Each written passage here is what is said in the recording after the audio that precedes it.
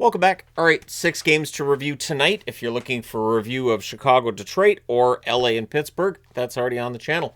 So tonight's games, 6 games on the schedule, so notes. Yeah, I know it's Sunday, and I don't normally do the notes on Sundays, but I'm going to play this basically by ear.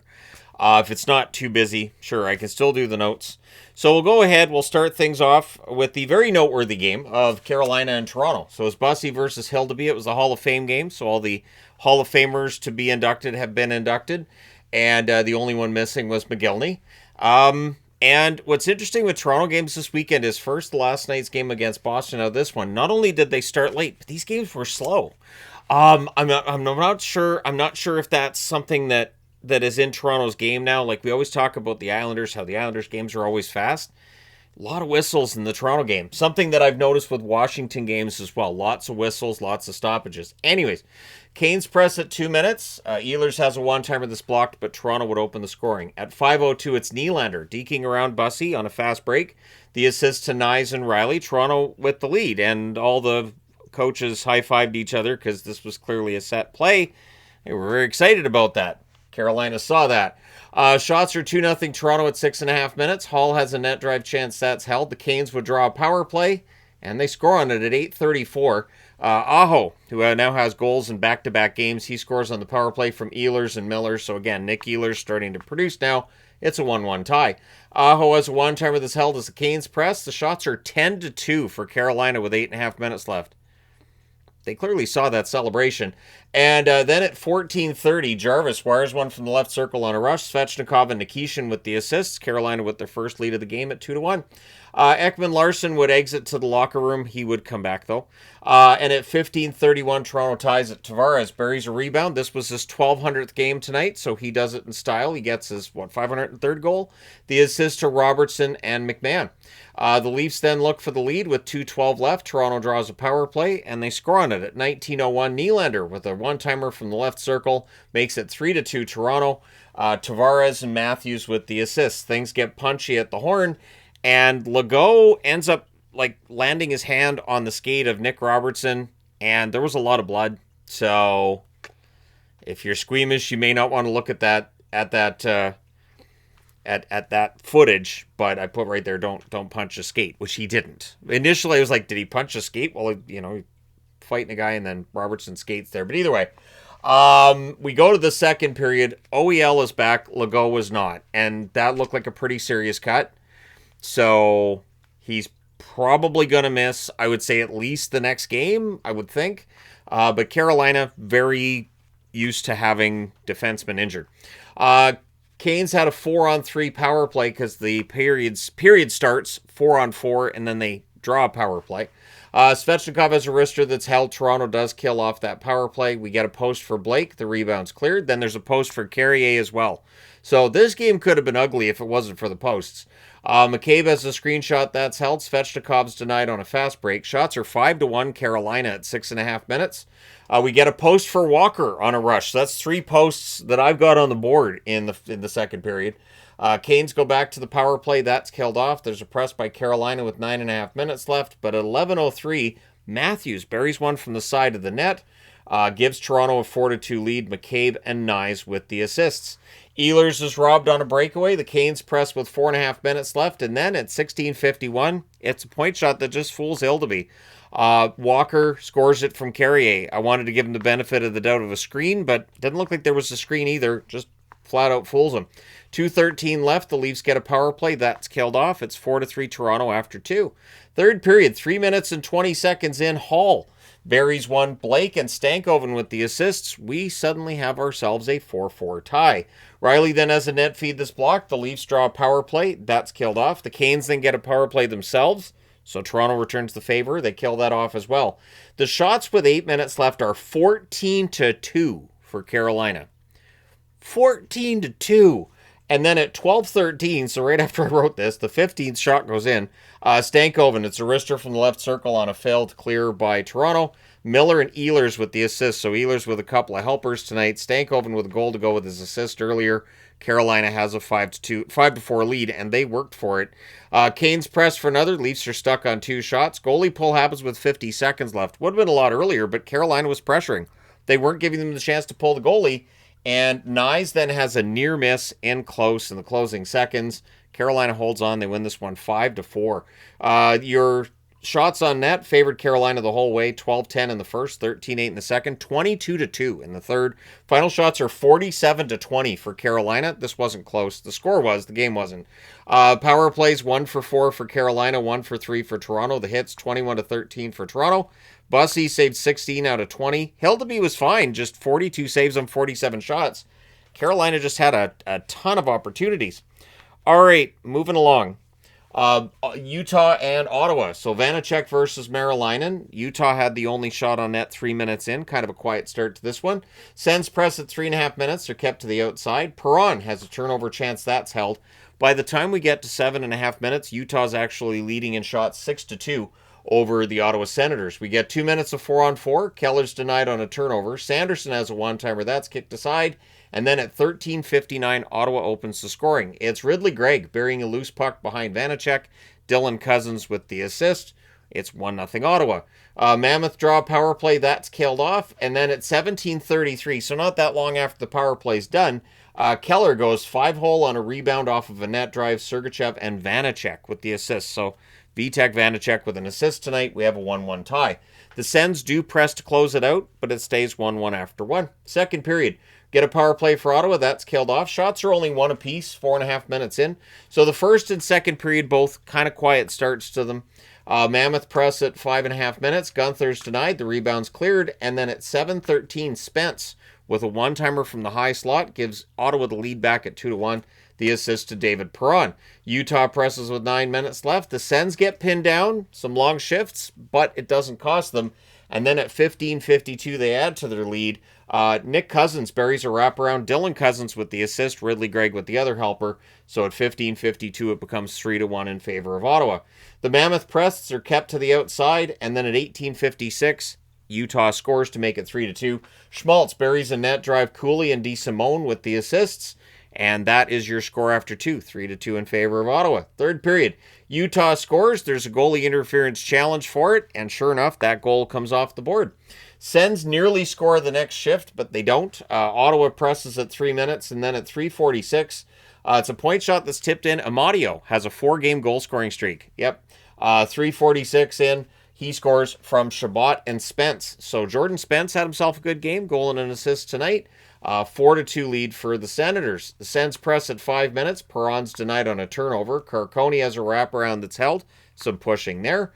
Pinto has a net drive that's poke-checked. So Vanacek poke-checking Pinto. Mammoth press, they're kept to the outside. There's a press by Ottawa with 8.5 minutes left. We get a power play for the Senators. That's killed off. Goalie pull happens with 3 minutes left. With 1:54 left, Mammoth call a timeout. Whatever they discuss doesn't work. Ottawa wins this one 4-2. Shots on net, 14-5 Utah in the first. 9 apiece in the second, 11-8 Ottawa in the third. Final shots 31-25 for the Mammoth. Power plays 0-for-1 for Utah, 0-for-2 for Ottawa. Utah and Ottawa. Hits 28-13 for Ottawa. Vanacek, 21 saves on 25 shots. Levi Marilainen's bounced back after that really rough game he had early in the season. 29 saves on 31 shots. That should help both his regular stats as well as the analytics. All right, moving along. Seattle and Dallas. Murray versus DeSmith in this one. Early jump for Dallas. Bork has a chance that's held. There's some pushing, but then at 3:15, it's a face-off win, and it's a point shot that's tipped in by Jaden Schwartz. Seattle with the early lead. Larson and Dunn with the assist. We then get a power play for Dallas. There's a shorthanded Stevenson rush. That's defended. He doesn't get to the net. And then at 4:24, Johnston buries one in close. This is becoming a regular thing for him on the power play. The assist to Robertson and Heiskanen. Heiskanen continues his ridiculous torrid scoring pace recently. It's a 1-1 tie. Stars press at 8 minutes. Eberle can't bury one from the doorstep. Kraken press with 6 minutes left. Rantanen has a net drive. That's denied. The Stars press with a minute and a half left. And then at 19:26, Tyler Seguin dekes around Murray on a fast break. So he gets this goal to make it 2-1. Hintz and Heiskanen with the assists. And that is your score after one period of play, 2-1 for Dallas. All right, second period, early press by Seattle. Alexiak has a one-timer, that's caught and held. Robertson has a rush chance, that's blocked. Rantanen's net feed is picked off. Very defensively minded game from here for the most part. We get a power play for Seattle. That becomes 24 seconds of 5-on-3 and a delay of game. That is killed off thanks to DeSmith and the Stars PK. The shots are 8-1 Seattle at 9 minutes. So DeSmith was busy, but he was also good. Kraken press with 9.5 minutes left. Hintz is denied on a turnover opportunity at the Seattle net. Dallas draws a power play. That's killed off. Stevenson's denied from the slot. The Stars press in the final minute. It stays 2-1 Dallas after 2. Third period, early press by Seattle. There's an offensive zone penalty for Beniers, but then it becomes offsetting penalties. So it's 2 minutes of 4-on-4 instead. The fan's not very happy. The Kraken then draw a power play. Beniers is denied, and DeSmith kills that off. I think it was like, 5, 6, 7 shots on that power play. It was, it just feels like Seattle had a lot of shots, and yeah, they were stopped by DeSmith. Shots are 7-2 for Seattle at 9.5 minutes. Johnston's denied and close on a rush. Sagan to Robertson, near miss. Stars draw a power play. That's killed off. Dallas presses after it's done. The goalie pull happens for Seattle with 1 minute and 45 seconds left. They're not able to tie it. Your final score is 2-1. So the chess magnet's on the board for that one. Shots on net, 10-7 Dallas in the first, 15-7 Seattle in the second, 9-7 Seattle in the third. The Kraken do outshoot Dallas 31-24. Power play Seattle 0-3, Dallas 1-3. The hits 25-15 Seattle. Matt Murray saves 22 out of 24. He had a good game. DeSmith had a better game, 30 saves on 31 shots. All right, moving along. The Calgary Flames and the Minnesota Wild. Cooley versus Wallstead. Boldy fires one wide on a rush. Ball has a net drive that's denied. Then the Wild rush the other way. Lomberg fires one wide as the Flames get some pressure. The shots are 4-3 Minnesota at 5 minutes. Flames press at 8 minutes. Then there's pressure by the Wild at the half. Very back and forth first period in this one. Teams trade turnovers. The Wild press with 4.5 minutes left. Klapka hits the outside of the post on a rush. Strong first 20 minutes, I thought, by Calgary, although they don't get on the board. And obviously they didn't score in their last game either. So we go to the second period. Klapka has a rush chance. That's held. The Wild press at 4 minutes. The Flames score, but that's after a whistle, so they can't count after a whistle. In fact, during that play, there were too many Flames on the ice. So takes the goal off the board. You get a penalty on the play, takes the goal off the board. That power play is killed off, but obviously it takes a Flames goal off the board, which would have, who knows what that might have done for the Flames tonight if that goal would have counted. Maybe would have given them more confidence. We might have seen further goals. But at any rate, shots are 4-2 Calgary at 8 minutes. The Flames draw a power play that lasts 4 seconds, becomes 4-on-4. And at 13:46, Matt Boldy goes 5-hole on a net drive to open the scoring for Minnesota. It's 1-0. The assist to Johansson and Eriksson Ek. I think it's Johansson's 1,000th game tonight, so he's on the board there. The Wild draw a power play. That's killed off. 1 shot on net. The Wild press after it's done. Weegar then has a point shot that's held as the Flames get some pressure at the Wild end. Faber exits. He was doubled over. It didn't look great. So it's one of those things where maybe he's fine, maybe he's not. It's a Minnesota Wild defenseman. History would tell us usually they're out for weeks. And it had been 5 periods since the last goal by the Flames as this period came to an end. So it's 1-0 Minnesota, and Flames need to find a goal. Third period, Pahal has a one-timer that's blocked. The Flames press at 3.5 minutes. Kadri has a rush chance that's a near miss, and then the shots are 3-0 Calgary at 4 minutes. They had opportunities, just not able to solve Wallstead at that point. Rossi's denied from the slot. The Flames press at 6.5 minutes, but they're kept to the outside. Things get pushed in a hole by Wallstead. The Flames draw a power play. Kadri's denied and close. That power play's killed off. 2 shots on net for that power play. The Flames press with 7.5 minutes left with 6:27 left. The Flames go back to the power play. That becomes 34 seconds of 4-on-4. Everything gets killed off there. The Flames press with 2.5 minutes left. They would pull the goaltender with 2:05 left. And Minnesota hits the empty net at 19:10. Kaprizov gets the goal. The assist to Eriksson Ek and Boldy. So Minnesota, they win this one 2-0. So the magnet is on the board for the chess game because less than 3 goals. 3 goals or less for a chess match. And Tony the Tiger's down here under Wallstead's name because he was great. Shots on net favored Calgary the whole way. 11-8 in the first, 12-7 in the second, 13-4 in the third. Final shots 36-19 in favor of Calgary. Power plays, the Flames 0 for 3, Minnesota 0 for 4. The hits 15 to 13 Calgary. Devin Cooley, another good game. 17 saves on 18 shots. There's no problem with Cooley. Wallstead saved all 36 for the shutout. So I believe that's his first career shutout. Either way, I think he might have had one last year. But either way, this will help Wallstead's stats. They had been iffy at this point in the year. Let's go to board number 2. All right, so just 2 games on this board, starting with the Colorado Avalanche and the Vancouver Canucks. Colorado coming off that 9-1 spanking of the Oilers. The Canucks coming off of a win last night against Columbus. So both these teams on back-to-backs. Blackwood versus Lankin in this one. Scrambly start to this. Lots of turnovers, maybe just because they both played last night. The lone shot on net belongs to Colorado 3.5 minutes in. Pettersson has a rush chance that saved. Garland has a wrister, this blocker to side. Lehkonen had a chance in close that was blocked, and then on a rush at 6:41, it's a tic-tac-toe play. It's finished by McKinnon, Nichushkin, and Makar with the assists. By the end of tonight's game, McKinnon is back in first place in the NHL scoring race. The Avs draw a power play, and they score on it at 8 minutes and 10 seconds. McKinnon puts one in from the slot after a failed clear by the Canucks. Olofsson and Nichushkin with the assists. So at this point, I'm going, okay, I saw this last night. This looks very similar, so here we go. The Canucks press to respond. There's a power play for Vancouver. Pettersson hits a post. Penalties killed off. I'll say this for Elias Pettersson. I thought he had a really strong game tonight. He did have opportunities. He's at least taking the shots. At 11:47, Vancouver gets on the board. Carlson jams one in from the side of the net. Hronik and Kane with the assist, so 2-1 score at that point. The Avs press with 4 minutes left with 3:13 left. The Canucks get a power play. That's killed off. It's 2-1 Colorado after 1. Second period, 1 minute and 44 seconds in. Kiefer Sherwood buries his 10th of the season in close on a backhand. 2-2 tie. The Avs look to respond, but the shots are 2-1 Vancouver at 5 minutes. Canucks press at 8 minutes. Garland has a sharp angle chance that's held. The Canucks are really controlling play at this point. Things get pushy on a hold by Blackwood, who I think had probably his strongest game of the games he's played thus far.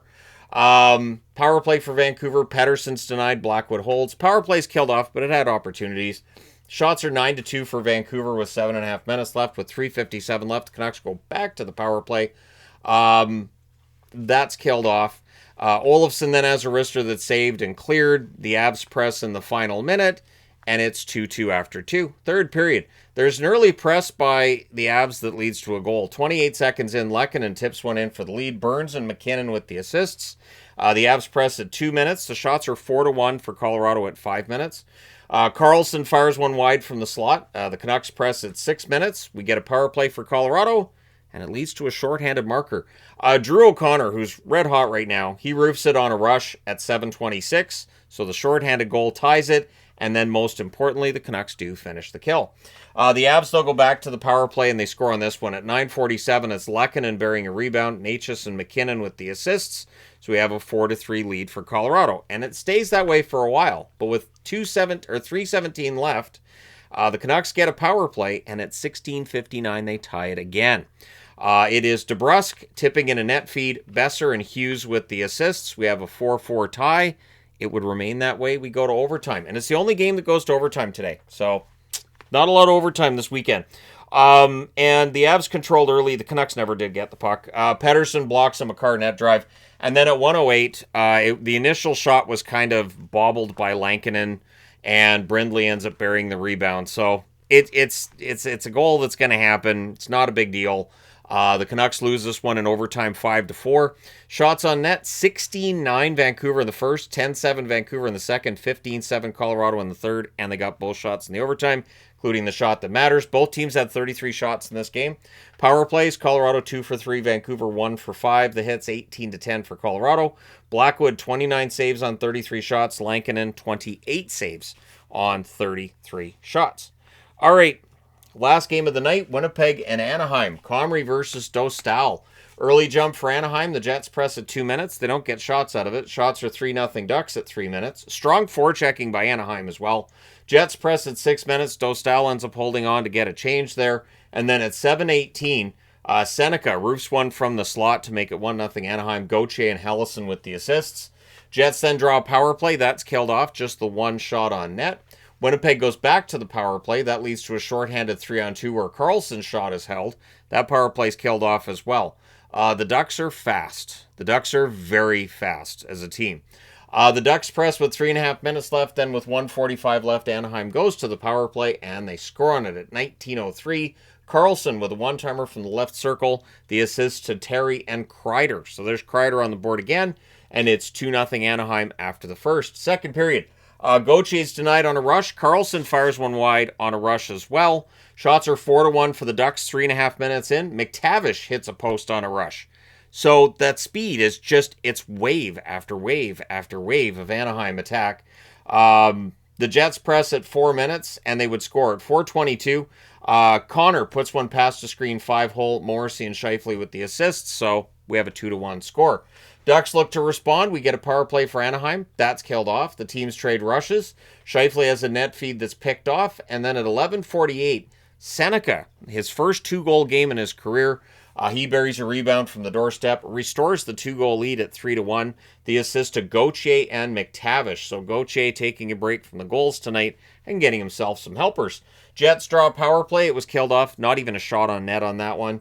The Winnipeg Jets then press with 3.5 minutes left, but with 3:20 left, there's a neutral zone penalty that gives the Ducks the power play. That's killed off as well, but it's 3-1 Anaheim after 2. Third period, early press by Anaheim. Eventually, the Ducks get a power play, and at 2:47, they score on it. Carlson puts one through Comrie from the left circle. That might be one that Comrie would want back. The assist to Kreider and Lacombe. So 4-1 lead for the Anaheim Ducks. Ducks aren't giving any kind of path to the net. The shots are only one apiece at 6.5 minutes, and that one shot from Anaheim went in the net. Jets press at 9 minutes. We get a delay game call. The Jets get a power play. That's killed off. Carlson to Terry, there's a near miss. The Jets basically defending okay at this point to try to keep it at 3 goals. The Ducks press with 3.5 minutes left. Anaheim would score. I could see it was offside when they showed the replay. I was like, that's offside. So they review it. It is offside. Fans weren't happy because it was Gauthier. That would have been his 12th goal of the season, which would have put him first in the NHL in goals. But either way, I think Anaheim fans probably pretty happy beating the Jets 4-1. These Ducks are unreal. Shots on net, 9 apiece in the first, 8-5 Anaheim in the second, 10-4 Winnipeg in the third. Final shots, 24-21 for the Jets. Power plays, Winnipeg 0-4, Anaheim 2-4. The hits, 21-20 for Winnipeg. Comrie saves 17 out of 21. Dostal, 23 saves on 24 shots. So, yeah, quite the game tonight for Anaheim. And anybody who still thinks, well, they're just going to fall back, it'll fall apart. I don't think so. All right, let's discuss what tonight did to the standings. I should mention as well tonight and this afternoon's games too. Well, this morning for me, this afternoon for a lot of people watching. So Colorado's still first in the league. 10-1-5 record, now 25 points in 16 games. Dallas is second, 9-4-3, 21 points in 16 games. Chicago Blackhawks are third in the division.